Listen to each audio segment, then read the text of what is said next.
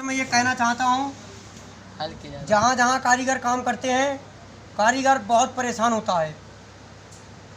चाहे माल भले ही कहीं पर फटे, कहीं पर गंदा हो, चाहे वो कांच पे फटे, चाहे वो प्रेस पे फटे, चाहे वो बासिंग पे फटे, चाहे वो एम्ब्रॉयडरी पे फटे, मगर नाम किसका आता है? कारीगर का।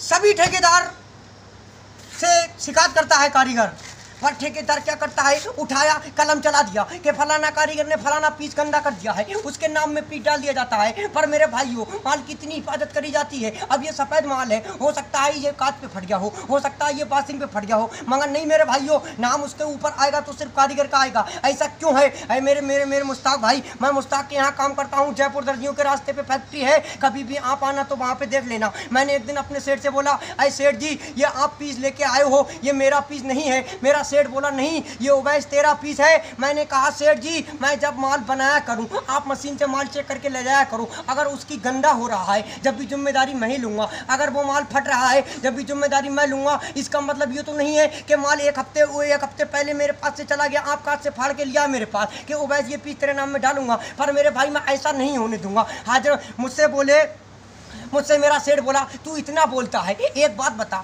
तू सिलाई का काम कब से करता है? तेरे को पता नहीं है कि कोई भी कहीं पर भी माल बिगड़े, कारीगर की जिम्मेदारी होती है। मैंने कह दिया, अरे मुश्ताक भाई, अगर कारीगर की जिम्मेदारी यहाँ तक की है, तो कारीगर की जिम्मेदारी ये भी हो सकती है कि जब तक बच्चा पीस पहन के फाड़ ना ले, जब भी ये भी जिम्मेदारी कारीगर की होना चाहिए। अब ये देखिए मेरे भाइयों, ये सफ़ेद माल बना रहा हूँ मैं, इसकी जिम्मेदारी मेरी अब खत्म हो गई बिल्कुल। ये देखो, बिल्कुल मैंने VIP करके माल बनाया है। अब मैं इसकी गड्डी बना रहा हूं। अब ये मेरे पास से माल प्रेस जा रहा है। अब मुझको पता नहीं है कि ये माल प्रेस पे गंदा होगा या कांच पे गंदा होगा या एम्ब्रॉयडरी पे गंदा होगा, पर नहीं, उसकी जिम्मेदारी मुझको लेना पड़ेगी। हालांकि तक कि मैंने एक दिन ये भी कह दिया था कि जब तक ये पीस फट नहीं जाए, जब तक कस्टमर से इस पे मेरी चिट लगा के कह देना, कस्टमर से कह देना कि ये पीस फट जाए तो फिर दोबारा उवैस करने लाना। ऐसा नहीं है मुश्ताक भाई, आपसे मैं 50 बार बोल चुका हूँ, आपने वही रेट आज तक रखा है। हम 700 किलोमीटर दूर आके यहाँ पड़े हैं, हम कहाँ के रहने वाले हैं, हम जिला पीलीभीत से आए हैं। आपको पता है, अगर हम इस माल को जरा थोड़ा स्पीड से नहीं बनाएंगे